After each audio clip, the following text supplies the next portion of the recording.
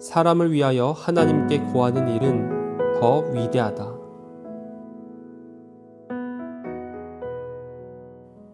윌리엄 캐리의 형제들 세람포르는 이런 말을 했습니다. 때때로 우리는 브레이너드가 아메리카 숲속에서 죽어가는 이방인들을 위해서 자기의 영혼을 하나님 앞에 쏟아내는 것을 보아야 한다. 사역의 극단적 경향. 사역에는 두 개의 극단적 경향이 있다. 하나는 사람들과의 접촉을 단절하는 것이다. 수도사나 고대의 은둔자가 그 예이다. 그들은 하나님과 함께 있을 시간을 더 많이 갖기 위해 사람들과 고립되어 지냈다. 물론 그들은 실패했다. 우리와 하나님과의 교제는 그로 인한 무한한 유익을 사람들에게 나눌 때에 비로소 유용하게 된다. 그리스도인은 성경을 배우고 독서를 많이 하고 시간을 내서 교회 일을 하며 신앙의 정립을 위해 유튜브를 찾아보며 자신의 머릿속을 키워나가며 여러 성도의 칭찬받는 사람이 되는 일이 종종 있다. 그러나 하나님과 사람은 어디에 있는가? 하나님과 사람은 그들의 머리에도 마음에도 없다. 위대한 그리스도인은 위대한 기도자가 되어야 한다. 그렇지 않으면 하나님의 평가 기준으로 볼 때 그들은 최고의 배도자, 마음이 없는 직업인, 합리주의자가 되고 그리스도인 중 가장 못한 자가 된다. 다른 하나는 사역을 철저하게 대중적으로 하는 것이다. 그렇게 되면 사역은 더 이상 하나님의 것이 아니요 사람이나 일을 위한 사역이 되고 만다. 이제 그는 그의 사역이 사람을 위한 것이므로 기도하지 않는다. 그와 하나님과의 개인적인 관계는 그의 사역에서 중요한 요소가 되지 못한다. 기도는 그의 계획 가운데서 거의 혹은 전혀 자리를 차지하지 못한다. 그리스도인이 충분한 기도를 하지 않으면 그의 영이 그 고귀한 소명이 지닌 신성한 성격과 조화되지 못한다. 심지어는 취미로, 일로 또는 재주로 끊임없이 머리를 짜내서 신앙생활하는 것도 역시 기도에 나태하게 하여 마음을 하나님으로부터 멀어지게 하고 완악하게 하고 소원하게 만든다. 과학자는 자연 속에서 하나님을 잃을 수 있다. 마찬가지로 그리스도인도 자신의 삶 가운데 하나님을 잃어버릴 수 있다. 천국문이 활짝 열리는 때, 기도는 그리스도인의 마음을 새롭게 하며 마음이 하나님과 일치되고 사람들을 동정하게 하며 삶이 냉랭한 형식이 되지 않게 하고 일상적인 일에 열매가 있게 하며 하나님의 기름 부으심의 능력으로 모든 부분들이 활력을 갖게 한다. 그리스도인 리더는 다른 사람보다 더 뛰어난 기도의 사람이어야 한다. 그가 일반 신자만큼 기도하지 않는다면 위선자일 것이며 일반 신자보다 더 기도하지 않는다면 자신이 맡은 직분을 감당할 자격이 없는 자이다. 만일 당신이 그리스도인으로서 많이 기도하지 않는다면 당신은 불쌍한 사람이다.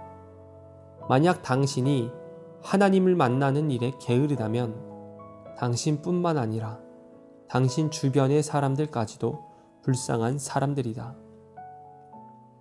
골방은 공부나 일에 빼앗겨도 안 되고 마땅히 해야 할 교회 일에 희생되어서도 안 된다.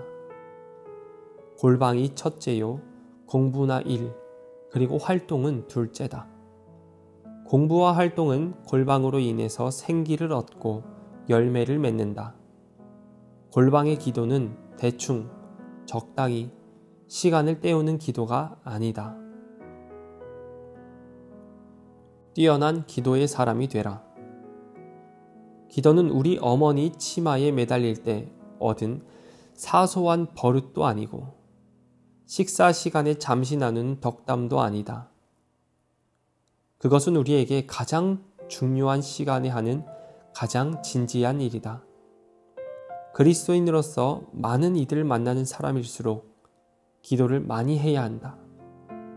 우리가 하는 기도의 성격이 우리의 삶의 성격을 결정한다. 가벼운 기도는 가벼운 삶을 낳는다. 기도는 삶을 강하게 하고 삶에 기름을 부으며 삶이 힘 있는 무기가 되게 한다.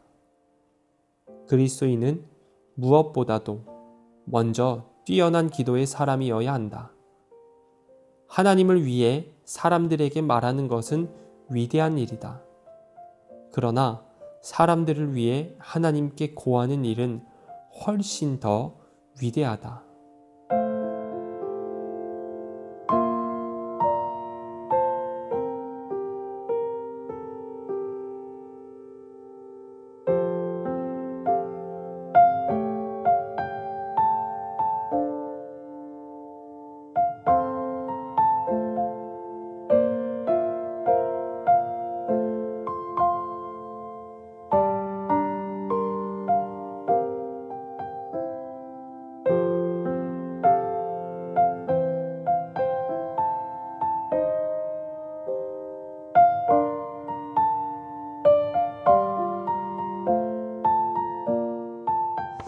안녕하세요 여러분, 기도제부팅 벌써 4번째 시간입니다.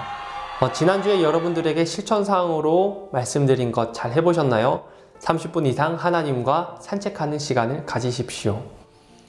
일상을 벗어나서 바쁜 삶을 제쳐두고 하나님과 한적한 곳에서 홀로 보내는 1대1의 산책의 시간, 그 시간이 사실 우리들에게는 힐링의 시간이 되고 우리들의 삶을 돌아보게 하고 하나님과 나의 관계를 보게 하므로 우리에게 큰 유익이 됐을 거예요. 그래서 앞으로 여러분의 삶 가운데서도 너무 바쁘다, 너무 정신없다 싶으면 이 실천을 기억하시고 다시 한 번 더 실천해보면 저와 여러분 모두에게 큰 유익이 될 거라 생각합니다. 이번 사과는 사람을 위하여 하나님께 고하는 일은 더 위대하다라는 제목이에요. 신앙생활을 하건 기도를 하건 감사를 하건 한쪽으로 치우치는 것은 굉장히 위험합니다. 어떤 이들은 그래요. 나는 하나님께만 집중할 거야 라고 생각을 하면서 세상을 떠납니다. 그들은 세상 사람들, 이웃에 대해서 실패하는 자들이 되고 말아요. 반면 어떤 이들은 나는 대중적으로 일할 거야, 대중적으로 살 거야 라고 말하면서 하나님과 점점 멀어져요. 그 대중적인 일들이 나의 일이 되어버리고 하나님은 없어져요. 이 극단적인 상황은 우리가 피해야 됩니다. 균형을 이루어야 되고 하나님과 이웃의 조화를 이루어야 돼요. 기도할 때도 마찬가지입니다. 여러분이 하나님을 위해서 사람들에게 말하는 것, 고하는 것, 그것도 아주 위대한 일이지만 오늘 읽었던 책에서는 사람을 위해서 하나님께 고하는 게 훨씬 더 위대하다. 즉, 사람을 위해서 기도하자라는 거예요. 이거에 대해서 실천사항으로 여러분들에게 이번 한 주 동안 하루 2줄 감사일기 쓰기를 권합니다.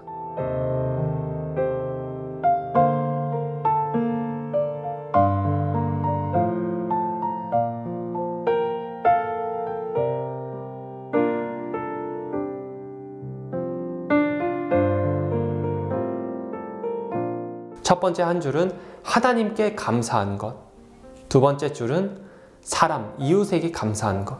그런데 두 번째 이웃에게 감사한 것을 쓸 때 그 이웃 이름을 놓고 우리가 기도를 해주는 겁니다.